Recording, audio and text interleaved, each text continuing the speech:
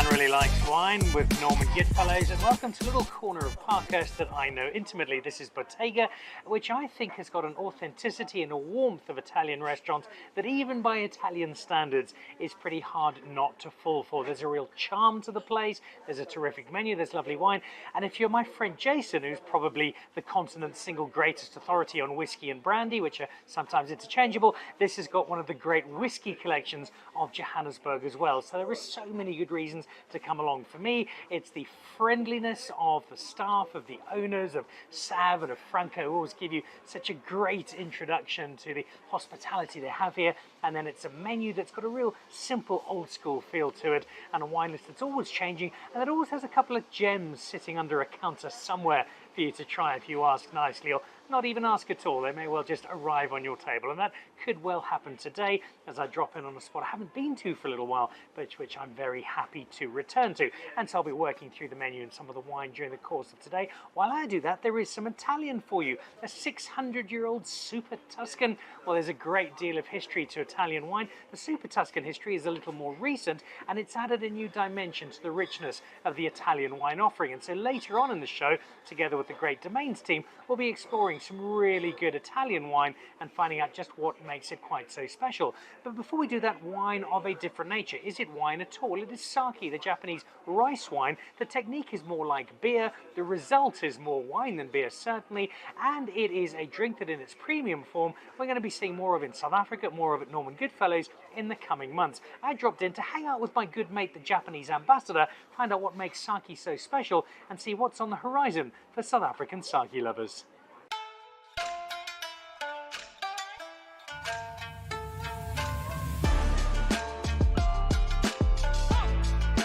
Like a good number of South Africans, my first proper experience with sake was in Japan at the 2019 Rugby World Cup. And the main thing I learnt about sake was how much I didn't know, the temperature to drink it, how it's consumed, and the background of what goes into producing a particularly fine bottle. It does give me, therefore, some ammunition for this afternoon, which is the chance in the company of the Japanese ambassador to come and try out some sake that's going to be on the South African market soon, but I suspect there's still a little more for me to learn.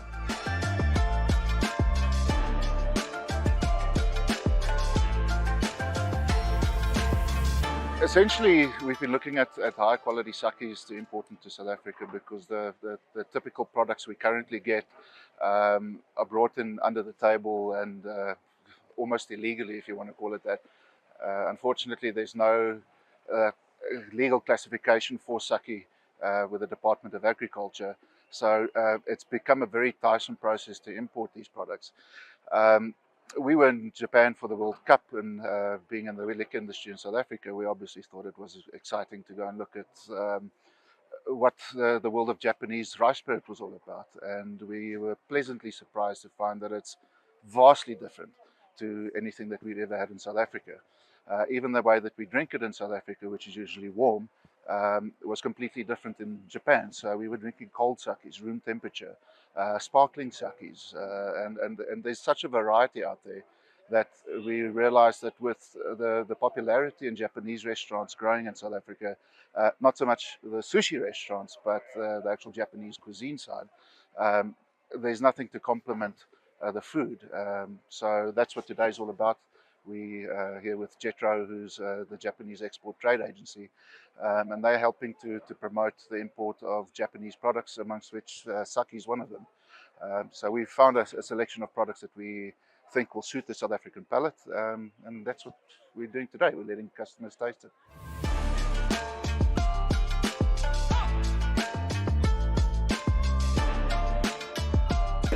Welcome to our seafood and sake showcase today.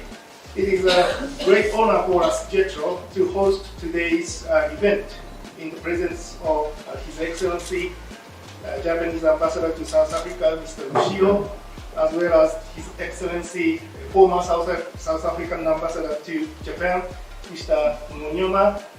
Thank you for joining us. It's very, very important that we strengthen the relations between the two countries so that we bring cohesion. And because the history of Japan has got a lot for us to learn in terms of attendance to detail. It's about building very strong cultural relations between Japan and South Africa. Just an example. The biggest number of rugby players that have now moved to Japan compared to various other countries are South Africans. Your FAF, for instance, is in Japan. Your Colby is in Japan, playing in Japan. And that is a true testimony of the strength of the relations, cultural relations between South Africa and Japan. And I hope today they will enjoy the Japanese food because it will be another testimony of the strong relations between South Africa and Japan. I hope you enjoy this event. And also I'm very happy to Ambassador Lulumiyama, my friend, comes here. Thank you very much for participating. Thank you.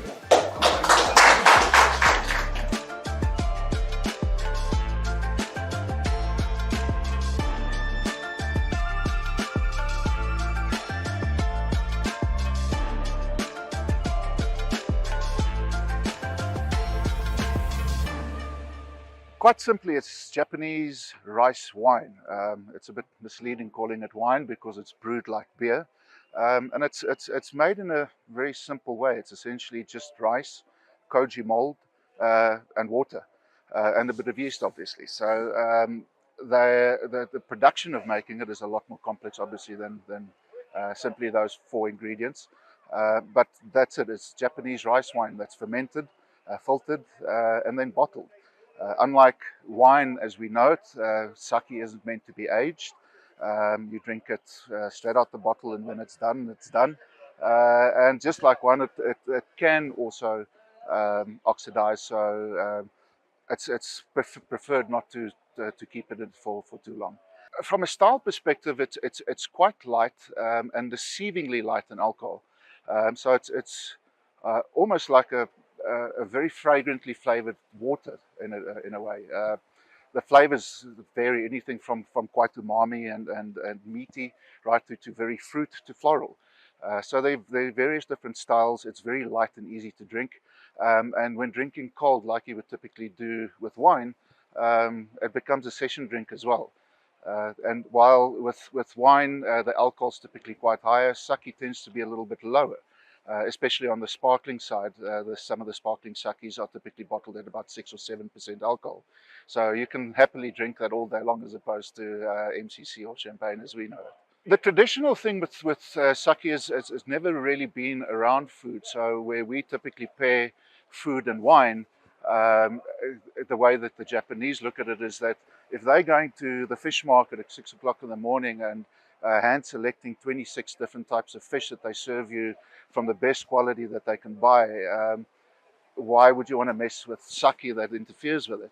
So sake is more of an accompaniment. It's not meant to be consumed with the food. The food is always the hero, whereas the sake is there to clean your palate in anticipation for the next course. But it also depends on what kind of meal you're having. It's not always fine sushi and fine Japanese food. So if you're sitting in izakaya style, which is more pub style food, then by all means you just sit and drink it like you would drink wine usually.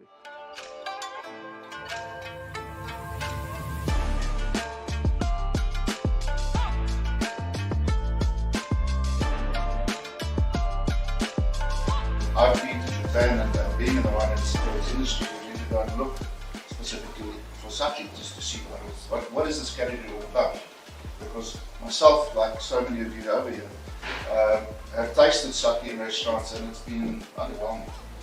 We drink it warm, it's very dry, it's not very nice, it's a bit of umami, but it's often served too hot. And it comes in these little cups and we don't know what to do with it, so we shoot it. So shooting hot tea isn't exactly the most fun thing to do. And it's a pity because if you look at some of the sake out there, it's as complex, it's as technical, sometimes even more so than some of the finest wines in South Africa worldwide.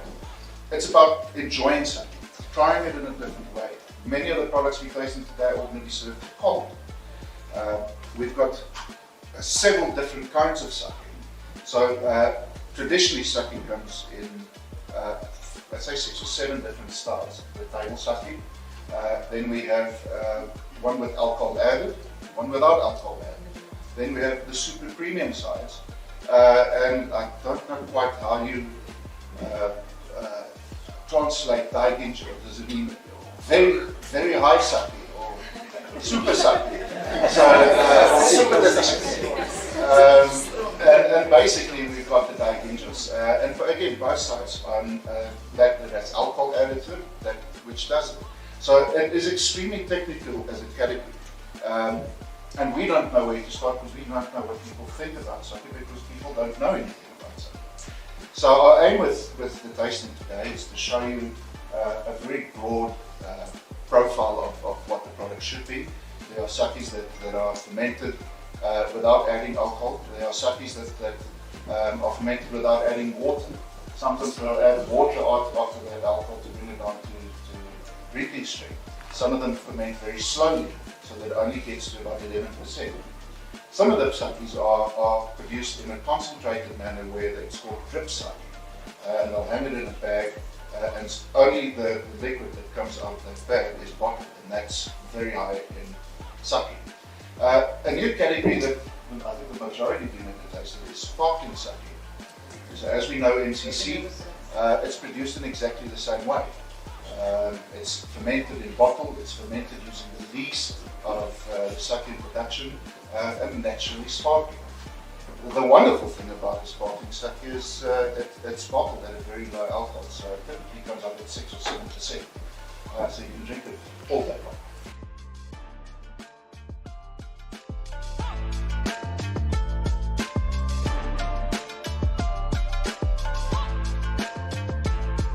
First of all, Mr. Ambassador, thank you for having us. It's been a lovely afternoon. How important is sake in Japanese culture? Every time that we are in lunchtime, even in lunchtime, and dinner time, we enjoy sake with Japanese food. And the same coordination, it's one kind of very important thing. And wine, Western type of wine, not in principle with the coordination with the cuisine, but the Japanese case is totally different. And every time that we enjoy sake with some Japanese. So at most meals then, would it be usual in Japan to have some sake? So normally Japanese firstly, enjoy the beer. Yeah. After that, we enter into a Japanese sake or Western type wine. Because we produce white wine, very famous, and but normally many people rather like to enjoy sake, cold sake.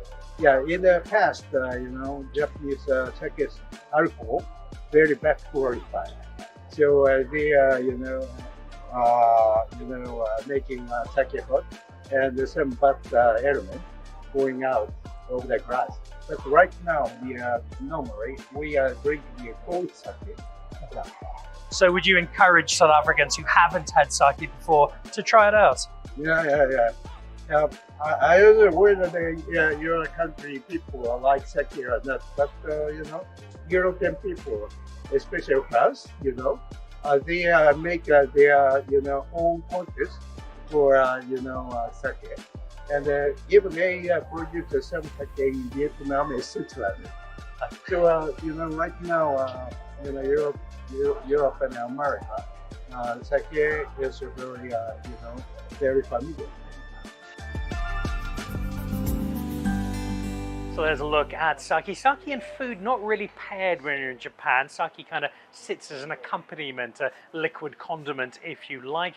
But you can get, I feel, some really great accentuation of the flavors of Japanese food, in particular some of that seafood we had with the sake. I really enjoyed. You don't need to have it warmed up, and when it comes in its premium format, as will be coming to South Africa, you've got something really special. Japanese rice wine, put it on your list for something to try if you haven't before. Now there is loads of whiskey here, an incredible collection, but also some terrific wine, as there should be in an Italian restaurant, because every time I've been to Italy and spent time there, it is that confluence of food and wine that brings to the fore for both sides of the Italian culinary experience. And so when you've got a top Italian wine producer in town, you go out of your way to catch up with them, to try their wine, and to find out what the real magic is.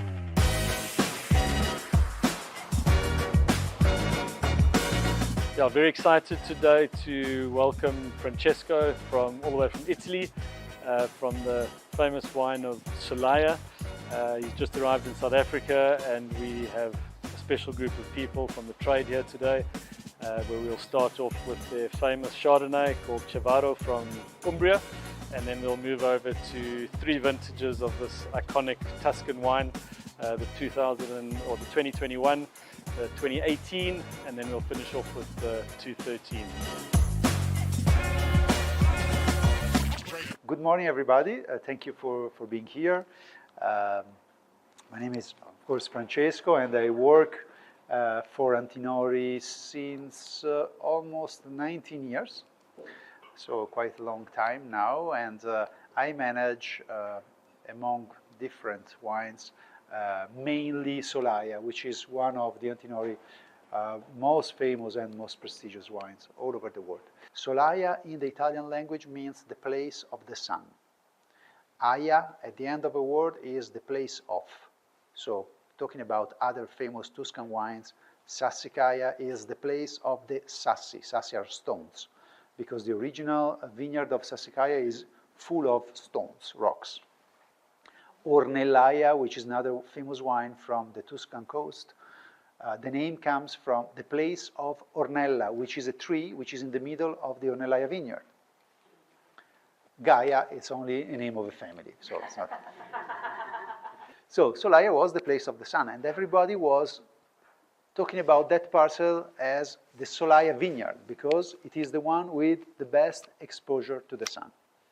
So the name was found. But now he had to find the label, to create the label. And he simply decided to bring to the label designer his personal business card. So if you pay attention to this label, very simple, and it is Piero Antinori first business card. There's the coat of arms of the Antinori family, which is a noble family, the name Marchesi Antinori, the address, Firenze. He simply added the name of the wine, the vintage, and that's it. Because he wanted this wine to be his personal business card all over the world. 2021 is considered one of the best year ever for Solaia. Yes. It has been an incredible vintage. One of the longest harvests we have ever had. We had sunny days, few rainfalls every week, every 10 days, but then the grape have been drought by the wind. And so we had the possibility, we had also very cool nights, which is an important aspect in order to have acidity into the wine. So at the end, we have started to harvest quite late compared to the average of the last 10 vintages. We have started to harvest the Cabernet Franc on September 28th. We have harvested the Sangiovese the first week of October, and we have finished harvesting the Cabernet Sauvignon on October 21st. And when the harvest is so long, normally we obtain the best result, because all the grape varieties, they have enough time to get the perfect ripeness. But the beauty of this Solaia is, first of all, the intensity. The wine is intense and tasty without being heavy. It's a very easy to drink wine. And it is easy to drink also because of the quality of the tannins, which are extremely approachable. Today we are lucky because the selection is really among great vintages. The 2021, which is, as I said, considered one of the greatest ever. I don't know if we just got 100 points by Antonio Galloni, who is for us one of the most important wine critics. The 3 wines that we have selected for this tasting are among the greatest vintages of the last 20 years. among these three, let's say 2021 was the coolest, 2018 was the warmest, and 2013 is in the middle. Yeah, the temperature, especially in July and August, were a little bit warmer compared to 21 and 13. That's why this wine is probably a little bit rounder than the two others. You can just compare with the 2021, but you will see with 13 is the same. It's a little bit smoother, rounder, and also a little bit sweeter, even if it is an extremely precise wine, and we consider 2018 among the real great Solaya of the last 2 decades.